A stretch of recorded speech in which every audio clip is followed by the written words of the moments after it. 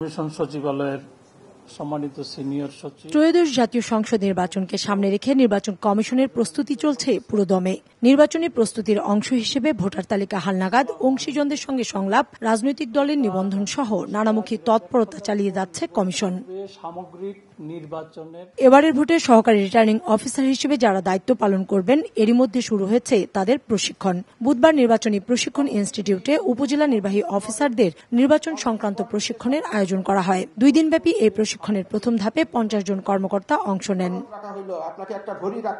প্রশিক্ষণের উদ্বোধনী অনুষ্ঠানে অংশ নেন প্রধান নির্বাচন কমিশনার সহ অন্যান্য কমিশনাররা। এ সময় কমিশনাররা নির্বাচন নিয়ে ভয়ের কোনো কারণ নেই বলে আশ্বস্ত করেন মাঠ প্রশাসনকে। এই ইলেকশনে যদি আমরা ভালো না করতে পারি, বিশ্বের কাছে, মানুষের কাছে জাতির হিসাবে আমরা অত্যন্ত নিন্দিত জাতি হিসেবে পরিণত হব। সাহসের সাথে কাজ করতে হবে। সাহস থাকলে আর যদি নিরপেক্ষতা থাকে, কোনো ভয় না, কোনো শক্তি না। রোজকার সাধারণ খাবার এখন হবে অসাধারণ। প্রাণ স্বাদের মশলা, স্বাদ বাড়ায়, ঘ্রাণ ছড়ায়। নির্বাচন কমিশনাররা আরো বলেন, এবারের নির্বাচন হবে দেশের ইতিহাসের দৃষ্টান্ত।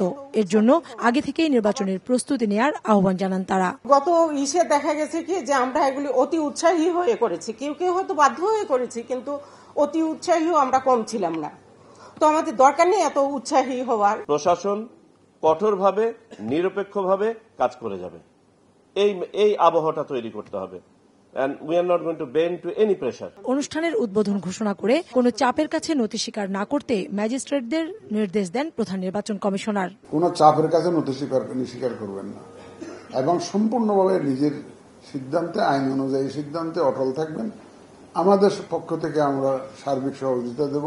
বর্তমান দেশের প্রতিকূলতাকে বৃদ্ধাঙ্গুলি দেখিয়ে ভালো নির্বাচন উপহার দিতে বদ্ধপরিকর বলেও জানায় ইসি। যে ধরনের কাজের দায়িত্ব পড়েন না কেন।